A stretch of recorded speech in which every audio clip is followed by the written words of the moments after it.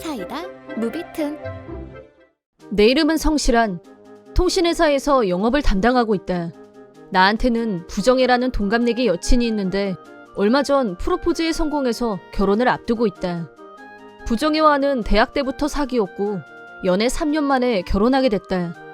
사회인이 된 후로 동거를 시작, 결혼을 항상 염두에 두고 있었기 때문에 서로 부모님께 잘하려고 했고 사이도 좋았다. 그래서 결혼하겠다고 했을 때 양가 부모님 모두 대찬성이었다. 부정혜는 엉뚱한 면이 있었고 자기 생각에만 빠지는 경향이 있었다. 다시 말해 자기 객관화가 약한 편이라 쉽게 착각하고 엉뚱한 쪽으로 급발진할 때가 많았다. 나는 그런 부정혜를 옆에서 잘 지켜주고 싶었고 결혼 후에는 더더욱 행복하게 해줘야겠다고 다짐했었다. 결혼식 준비는 순조롭게 진행됐고 눈 깜짝할 사이에 결혼식 전날이 됐다. 결혼식 전날까지 출근했지만 잔업은 생략하고 정시에 퇴근할 생각이었다. 내가 집에 도착해서 들어오자마자 부정혜가 할 말이 있어. 라고 했다. 무슨 일 있어? 라고 묻자 부정혜는 미안해. 결혼 못할 것 같아. 나 운명적인 사람한테 프로포즈 받았어. 라고 충격적인 발언을. 그럼 바람 피웠다는 거네? 라고 다시 묻자 아직 아무 짓도 안 했어. 그런데 어제 갑자기 결혼하자고 해서. 라는 대답 앞에 어떤 말을 해야 할지 몰랐다.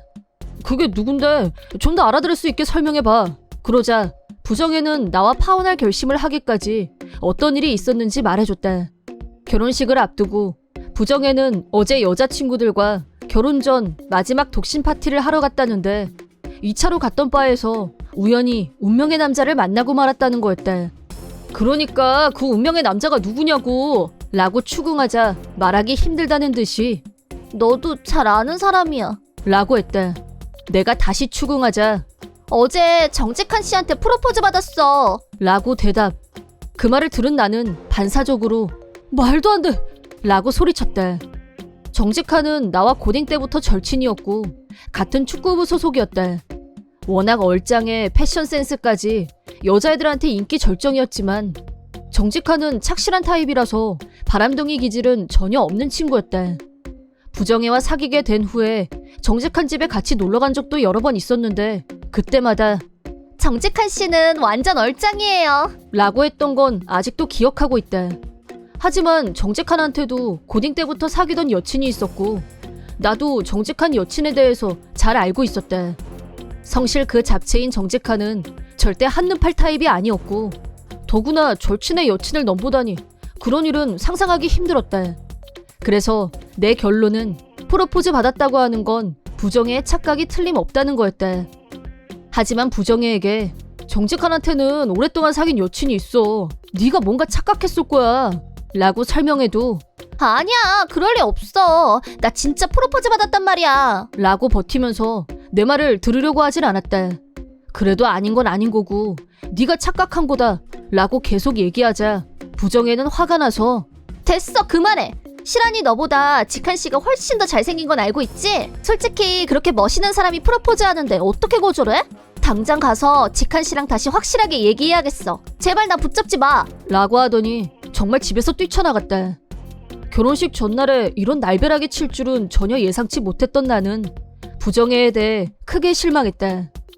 3년이나 사귀었고 결혼식이 내일로 다가온 마당에 이렇게 쉽게 마음이 달라지다니. 충격이 이만저만이 아니었다. 내일 아침에 기입해서 결혼식 전에 제출하기로 했던 혼인신고서를 손에 쥔 채 나는 부정혜와 헤어질 결심을 했다. 마지막으로 할 일은 정직한한테 확인하는 일뿐이라고 생각한 나는 부정혜를 뒤따라 정직한 집으로 향했다. 그 사이에 부정혜로부터 정직한 씨 집이 몇 동이지? 이 아파트가 맞는 것 같긴 한데. 라고 라인이. 일십한 후 부정혜보다 먼저 정직한 집에 도착하기 위해 서둘렀다. 정직한 집에 도착한 후 초인종을 누르자 정직한은 갑작스러운 방문에 놀란 표정으로 집에서 나왔고 연락도 없이 웬일이야? 무슨 일 있어? 라고 하길래 아주 급한 일이 있어 라고 한 후 집 안으로 들어가서 현관문을 잠갔다. 나는 단도직입적으로 너 부정혜한테 프로포즈 한 적 없지? 라고 묻자 정직한은 웃으면서 누구한테 뭐래? 너 뭐 잘못 먹었냐? 니들 내일 결혼식이잖아 라고 했다. 내가 자초지종을 설명하자 정직하는 어제 부정혜를 만난 기억도 없다면서 소름 끼친다고 했다. 부정혜는 어제 너랑 바에서 만났고 그 자리에서 프로포즈를 받았다고 주장한다고 하자 정직하는 나 어제 여친하고 같이 바에 갔었어. 거기서 결혼 얘기한 건 사실이고 근데 네 여친한테 내가 왜 프로포즈를 했다는 거야? 라고 일축. 그때 직한이네 집에 초인종이 울렸고 모니터로 보니 부정혜의 모습이 보였다. 모니터 스피커로 정직한이 네 라고 하자 부정혜가 직한씨, 문 좀 열어줘요. 나 좀 전에 성실한하고 헤어졌어요. 우리 어제 얘기 계속해야죠. 라며 들떠 있었다.